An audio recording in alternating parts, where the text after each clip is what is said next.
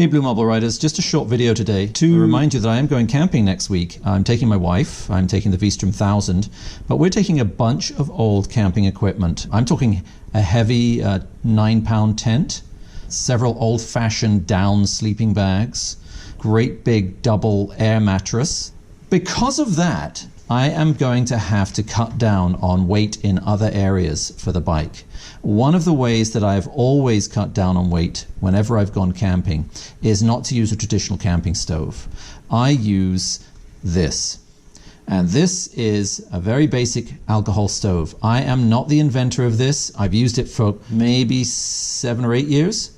And I got it off a video on YouTube many, many years ago. I was a Middle Eastern man and an Englishman who basically go through on how to make one of these. So I'm going to do the same thing today. I'm also going to put a link to the original video just because I don't believe in plagiarism. It's not my idea, but I've used this and I can vouch that it works. I'm going to be bringing with me 2 cans of beer. And when I get there, what I'm going to do is open one and I'm going to drink it while I set the campsite up. Once that's empty, I'm then going to open the next one and I'm going to create a stove out of the first beer can. You can use one of these to boil a kettle or to cook a large meal.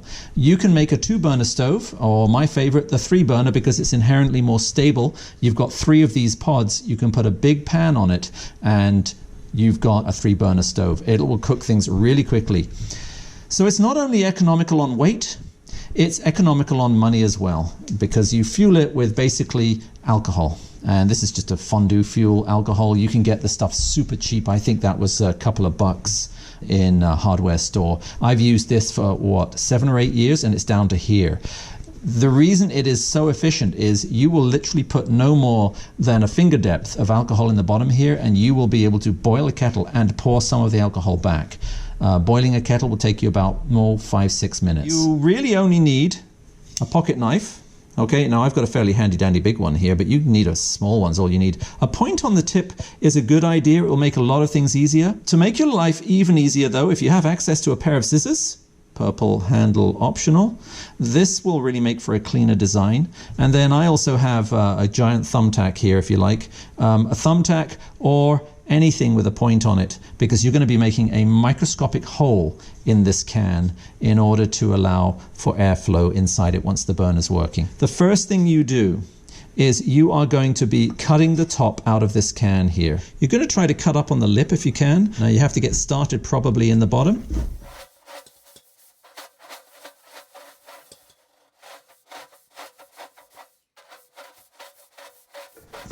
Okay, once you've done that, the next thing you're going to do is cut this can in half. Very simple, plunge the blade in, work around. And this is where, if you have the scissors, it gets really a lot easier for you, because as you get to the end of this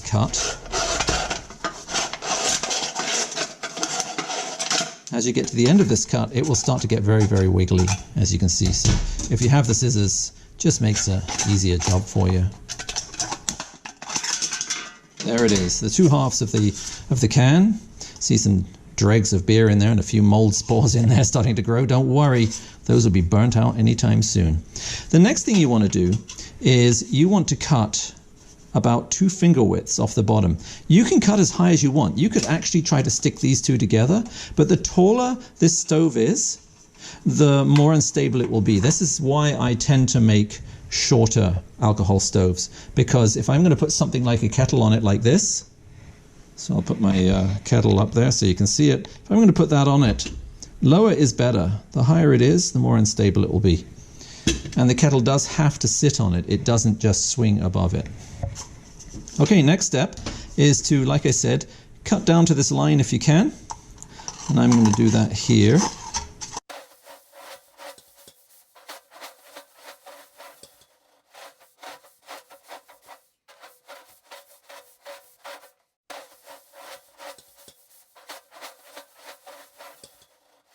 But I am rushing this for the video. Take your time and enjoy your beer when you do this at the campsite. Of course, the whole point of this is to save weight, but it not only saves weight, it saves money, and this is all recyclable stuff. I mean, you had a beer out of it. Now you're making it into something else, which you will use for a very long time. And when you have to dispose of it, there's perfect places to take these things. What you want to do now is you want to cut this top half here so that the shoulders of the top half are level with the bottom of the can. So you want to kind of mark off with your finger. I can see the top of the P on Pilsner there is about where I'm going to want to cut. So that line there is probably where I want to start cutting.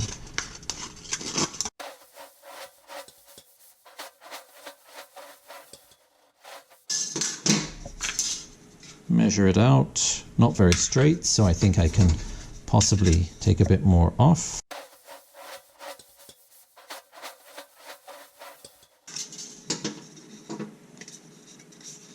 Not bad at all. And I'm just checking, yeah, it looks like that will slip in quite nicely.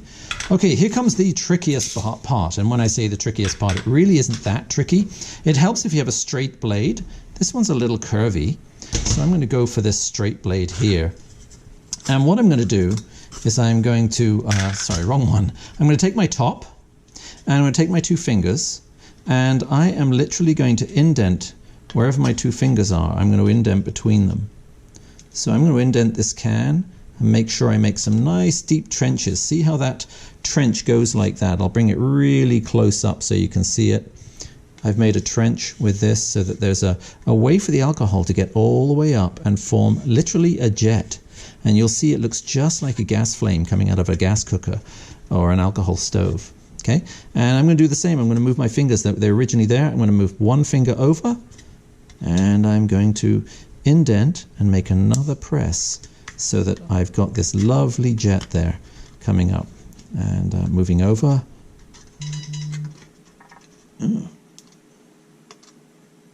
And over it goes, not as straight as it could have been. I put that down to my friend Ryan, who's just asked me a question. We'll get back to him in a second. So here I go, keeping going.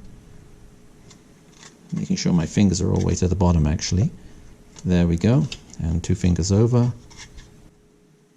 Fingers over. Fingers over. And finally one between these two fingers over. Here we go. I'm just going to move my fingers down.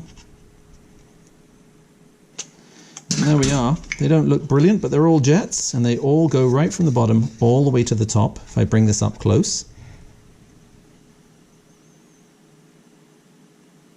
Close, you can see that they all go right from the bottom all the way to the top there.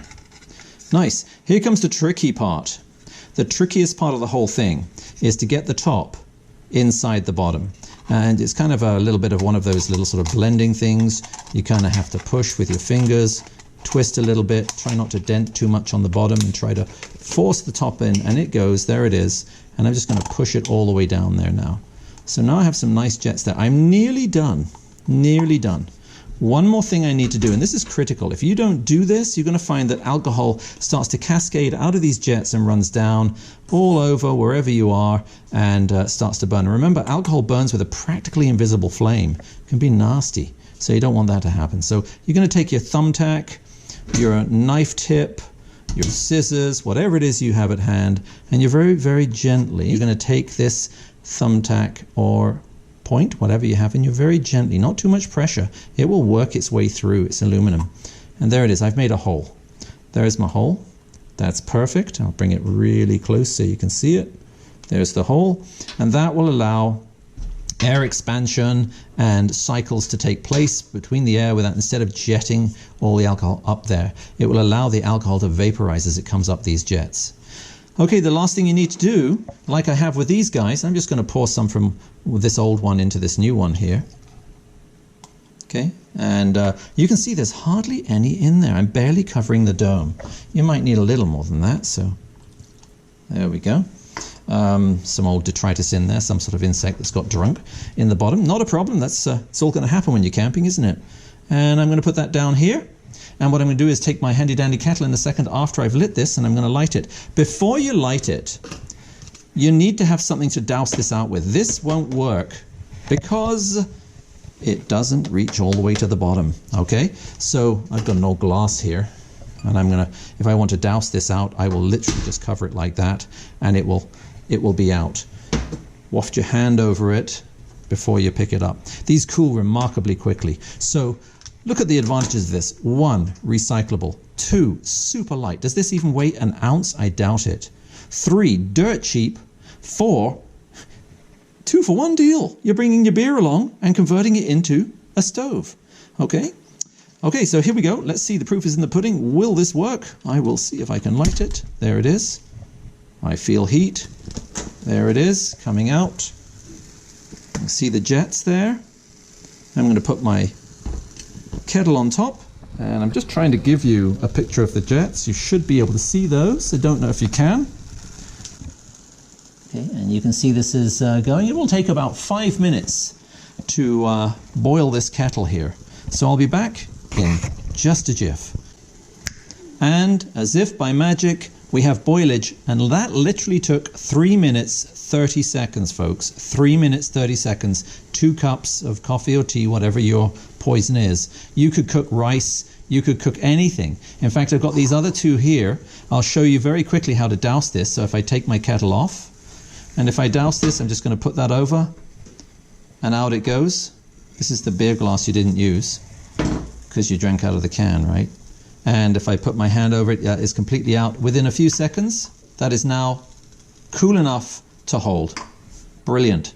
If you decide you want to cook a big vat of something, then making 3 of these all the same height, you can imagine the power you're going to get out of that. And it is very, very efficient. So all the same height, obviously, because you don't want things to fall off. It certainly beats using one of those things. Okay, that's about 1.5 kilograms of weight that I am now going to save, because this is literally light as a feather. So, managed to cook a really, really hot vindaloo, shrimp vindaloo, on our pans there. That one, and 2 of these. And if it took 4 or 5 minutes, that was more than it needed. And incredible. Hardly used any alcohol.